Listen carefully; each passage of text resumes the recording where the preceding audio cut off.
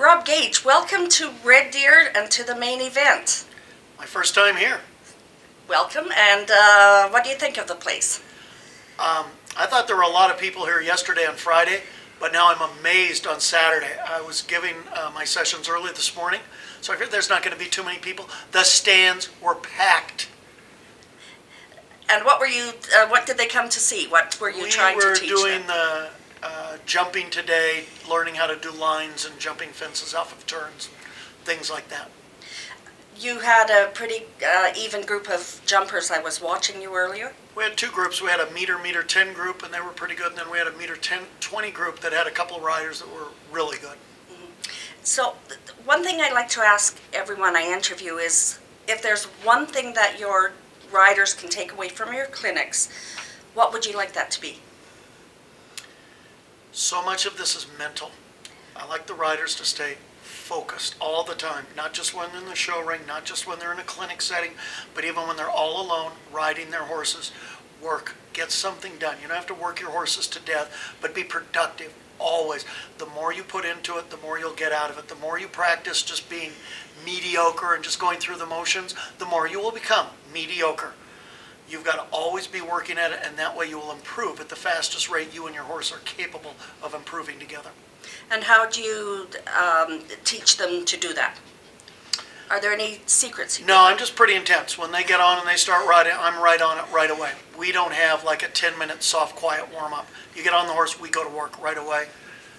And we keep it that way all the through. And even when the riders, it's not their turn, they're standing, I go ask them questions. I talk to the standing riders as well and make sure they're paying attention to the horses that are jumping. I watched one of your clinics earlier, Oh, and good. you were talking about how you used to prepare to go into a Grand Prix course. Tell us about that. Well, it's just a little something I did for myself. After I would learn the course, walk the course, and be comfortable with my own walk, I used to ride many Grand Prix horses, so it's often I'd have to be the first or second horse in the ring. So I would go sit in the grandstand someplace, usually pretty high, where I had a very good view of the ring. But I would always sit alone. I never wanted anybody to be with me. And I would sit on the edge of my seat, put my feet under me just like they would be as if I was in a saddle, hold my hands out as if I was holding the reins, and I would pretend ride every fence of the course. Like if I knew it was a short six, I would jump in and then pretend take back to make the short six. If it was a bending line, the tracks I wanted to be on, I would do that 6 or 7 different times until I got really comfortable with it, and then I'd leave. I guess now they call that, what do they call it? Visualization. Visualization, but when I was doing that back in the 80s, it was just something I did. You were ahead of your time.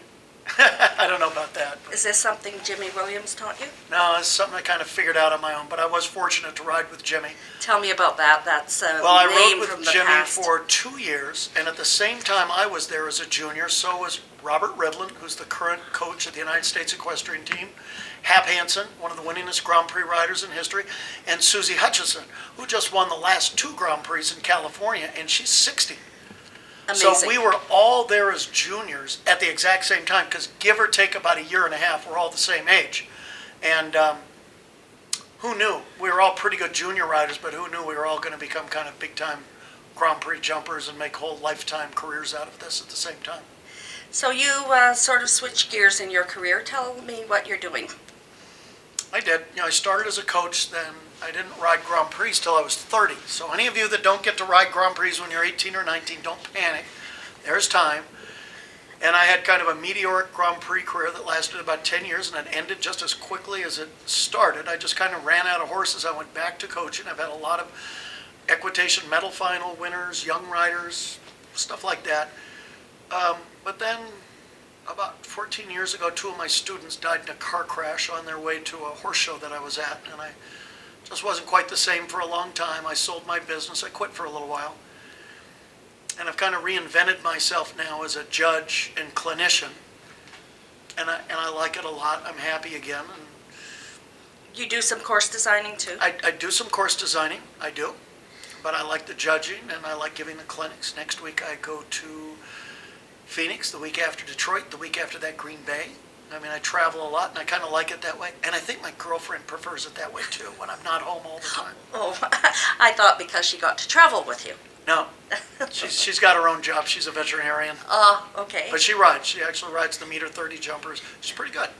And you're based in California? We're based in Fallbrook, North San Diego County. We keep our 4 horses at home, so when I'm not on the road, I'm also the head stall cleaner. You really do have a varied career. We do, but as long as I'm out there doing something horsey, even after all these years, I'm still pretty happy. We mentioned Jimmy Williams earlier. Was he your greatest influence coming up, or are there other people who No, I had a couple. Jimmy and I coached with a lady named Judy Martin, who's still coaching. Yes. A little short lady that couldn't ride a lick, but by God, is she a great coach. Great, coached a lot of people. And when I started in the Grand Prix field, it was with her. She had never coached a Grand Prix horse. We didn't have any horses that had ever been in a Grand Prix, and I'd never been in a Grand Prix, so we kind of figured it all out together, and it actually worked out pretty good. She's this lady that can watch a horse jump like 4 jumps and go, okay, we're going to change this, do that. And pretty soon she's got the horse jumping absolutely spectacularly. I don't know how she does it. It's just a gift. Is coaching still a good profession for riders to aspire to? It is. I think it's harder now because there's more competition. There's so many coaches and a lot of good ones, and so many riders and a lot of good ones, so many riders coming up right out of the junior or young amateur ranks. There's a lot of competition. But if you can get your foot in the door, it's a nice career and it's fun. It's a fun career. I don't know. Some people make a lot of money. I never did. I was never broke, and I'm not now, but I never get rich out of it either. But it's a career for life also. That's the thing. I'm 62. I'm still working, and it looks like I'm going to work until I'm probably 70, because I still like it. I like going on the road and doing these things. Now, you told me earlier a wonderful story about Red Deer, which is where we are now in the main event. Tell us. I had dinner with all my brothers and sisters and my father about a month ago because it was my father's birthday. He's 98. My mother passed away a few years back. I knew my mother was from Canada, but that's all I knew. So I'm telling my older sister that I was flying into Calgary and they were driving me an hour and a half to someplace called Red Deer.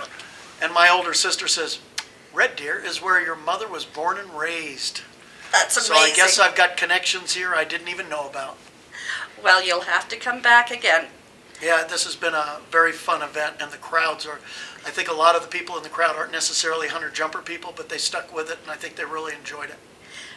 We are so delighted to have you here. We really appreciate you coming and influencing the spectators and everyone you touch during this trip. Thank you. Well, thank you. It's been my pleasure.